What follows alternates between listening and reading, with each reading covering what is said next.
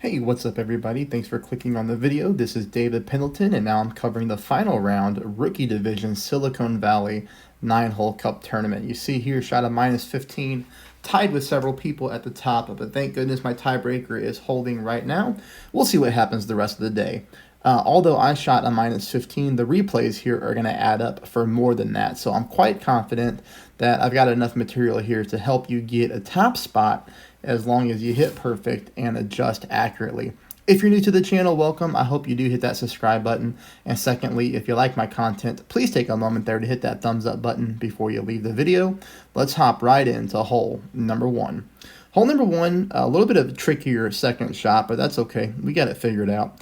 1 bar of side spin to the right combined with 1 bar of top spin. Here, we're just going to put our red ring right there on the rough to the right hand side.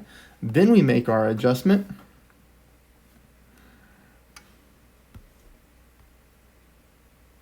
And all we're trying to do here is add half a ball of curl and hit perfect, and then we're good to go.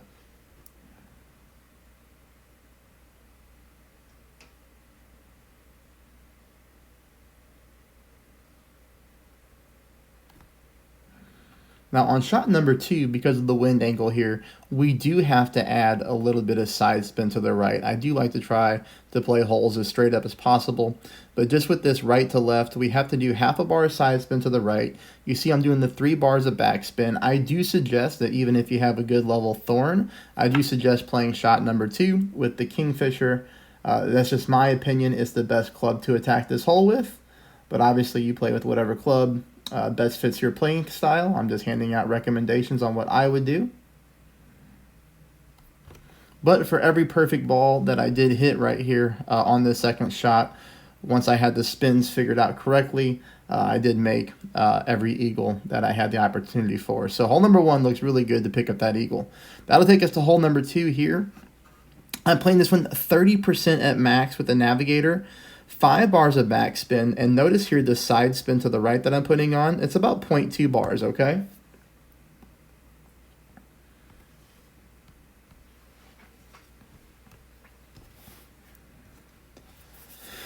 Now we need to take a look at the landing position. All right, so notice here that, let's see if we can rewind this a little bit.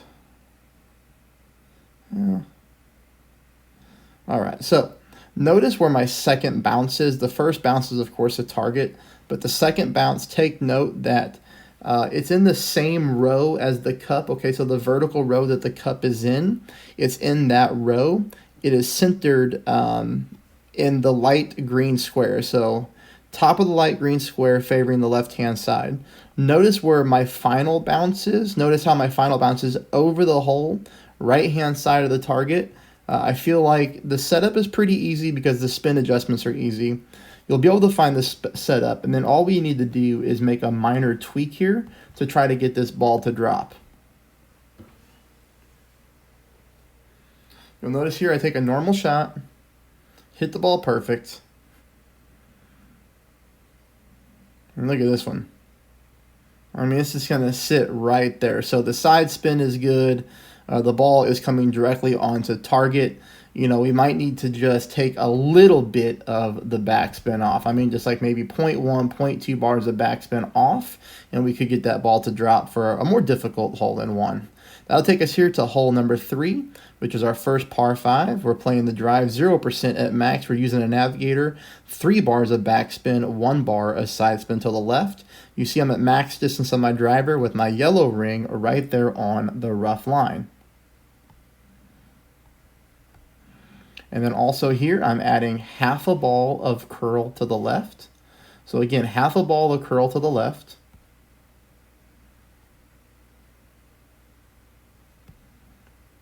All we're trying to do is land on the fairway here. Somewhere around 300 yards is perfect. That'll bring us to shot number 2. Shot number 2, I'm playing 0% at minimum distance. Again, 0% minimum distance.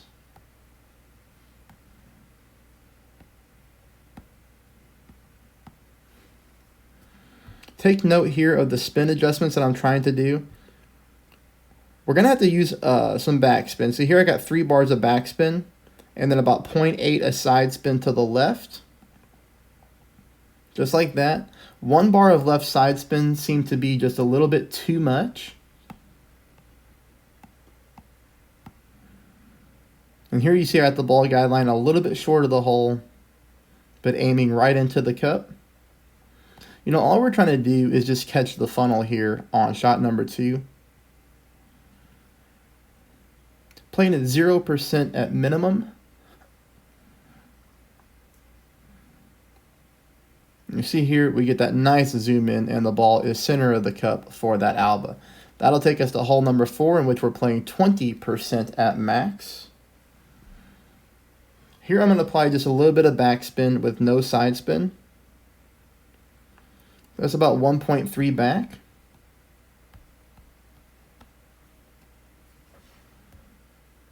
And you can also see here where I'm trying to aim as well when it comes to the green squares. Same thing here. If you take a look where the cup is positioned, it's in that vertical row of dark green. The end of my ball guideline is in that same row, but it's on the left-hand side of that dark green square. Right there, you get a great look at it. And this is going to help because you're going to see what minor tweaks that you need to make to potentially get this ball to drop. This is, in my opinion, a difficult hole-in-one. But I do think with some minor tweaks, some of you will be able to pick it up, and that'll just be absolutely huge in a final round if you're able to. Perfect ball, so we do get to learn from the shot. You see here the ball bounces up and it rolls up very nicely. And this one stops a little bit short, you know, so we probably need to take a little bit of the backspin off and then see what little, you know, see how that adjustment helps. That'll take us here to hole number 5, 10% at max. 3 bars of top spin combined with 1 bar of side spin to the left. I'm moving my target over here until the orange ring is up against the rough, just like that. Then I make my adjustment, and then again, the same thing when it comes to applying curl. I'm going to apply half a ball of curl to the, well, I'm sorry, I did not apply half a ball of curl. I apologize. I applied curl until the left side of my ball is fully covering up the blue adjustment target. So just like that, okay?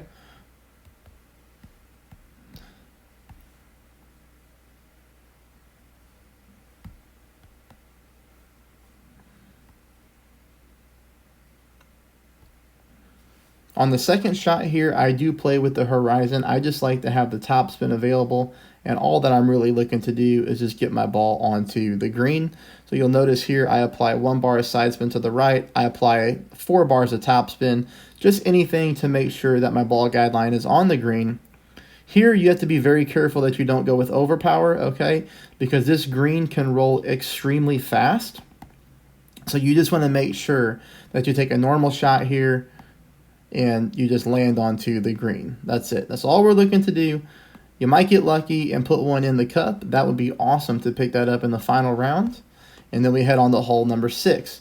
Hole number 6, for me, I just cannot find that really good consistent landing zone on that first fairway in in headwind. So I'm just going to take the easier approach, and I'm going to go with a big topper and a kingmaker. So what we do is we put full topspin on combined with 1 bar of side spin to the left. Now, when it comes to where to aim, I want you to aim in that biggest gap right there between those 2 trees, all right? Take a look at where the flagstick is located. You are not aiming in between those trees, so keep that in mind. We're aiming to the right of that, in between the bigger gap of trees. So I just wanted to call that out. And then as far as positioning goes, I am setting up my ball guideline with a fully developed ball guideline. I'm making sure that the trees are not messing up my ball guideline at all. So you'll notice here that when I make my spins and I start to look for my landing spot, notice how the ball guideline, the end of it is red. That means I'm hitting a hazard, okay?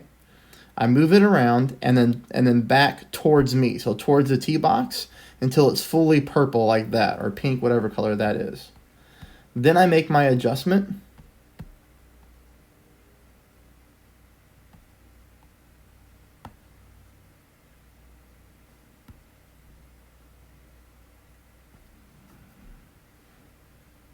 Here we hit a tree and roll out, but you know that's a little bit fluky as you know, once I tried this shot on 2 accounts, as long as I hit perfect, I ended up on the green or on the fringe just like this. So that was, probably for me the best way to eagle hole number 6. You play it how you want, but that's what I thought was best. This one is going to be played 10% at max. Now, I do suggest going with the katana here and the Goliath. We want to use the Goliath as our iron because it has more power than the backbone, and we do need the power stat in order to set up where we want to set up here. Okay, so you'll see I'm going for a rough bump with my green ring right here at the top of the fringe. Now, the thing with this one is you have to note the ball guideline. The ball guideline gets distorted on the green, so you want to set it up exactly like I am, where your ball guideline is fully developed. Here we pull 10%. I know some people will be tempted to play this shot with a Kingmaker just solely because of the extra wind resistance. I do believe the Kingmaker will be fine as far as setting up. Now, you'll notice here that with the katana, I did a no-spin approach. And you see we get the hole-in-one. Now, I am just solely guessing here. I think if you played with a Kingmaker, you would have to apply a little bit of backspin, just because we're going to have a more powerful stat as far as a ball goes. And then secondly, I want you to keep in mind, I want you to play the same elevation, the 10% at max, but you would need to use power 2 numbers. That's something that I very rarely ever call out on my channel. But I think this is a situation in a final round where some people are going to choose to go Kingmaker. So just keep in mind that I made this hole-in-one twice with the katana, no spin. But I know power 2 numbers work, okay? So if you're going to use a Kingmaker, use power 2 numbers on your app for the adjustment. That'll take us to hole number 8. This is one of the most anxiety-driven drives in the game as far as making sure that you land on this fairway in tournament play. Here we're going to use a quarterback just to make everything easier for us. 1 bar of top spin, 2 bars of side spin to the right. Kind of take note here where I'm setting up at. I've got the right hand on the right side of my blue ring up against the rough. I'm really just trying to aim middle of fairway, trying to leave wiggle room for a great right or a great left. Just in case that happens. We definitely don't want that to happen. But if it does, we've left a little bit of wiggle room. Here we do hit perfect. And thank goodness I hit perfect every time.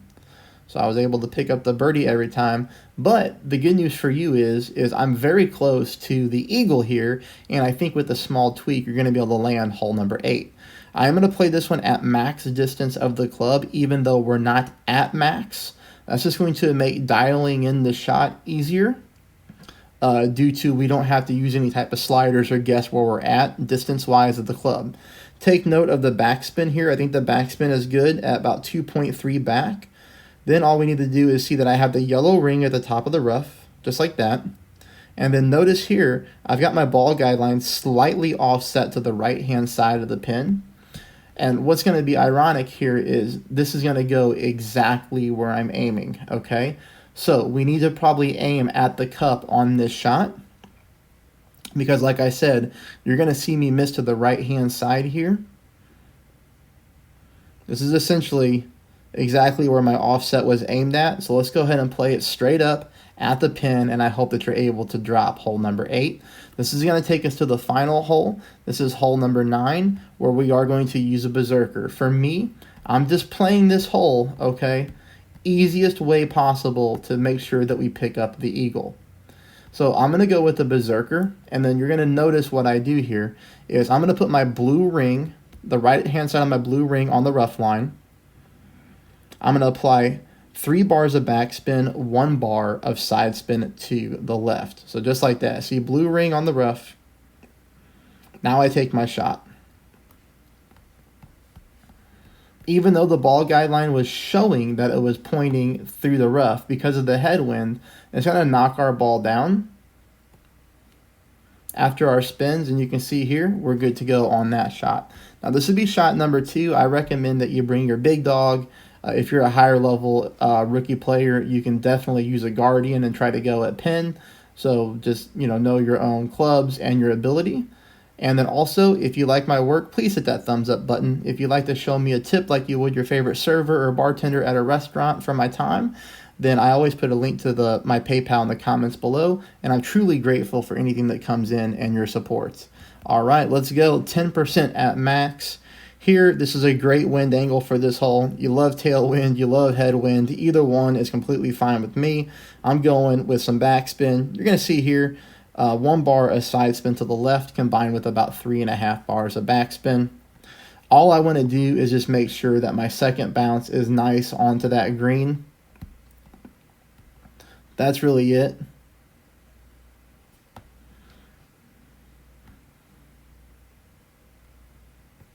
I'm not playing this hole for the Alba. I'm simply playing this hole for the Eagle and then moving it on and then calling this thing a good tournament. So that's it as far as rookie goes. I hope you do great. Please let me know how you're all doing in the comments. Thanks, everybody.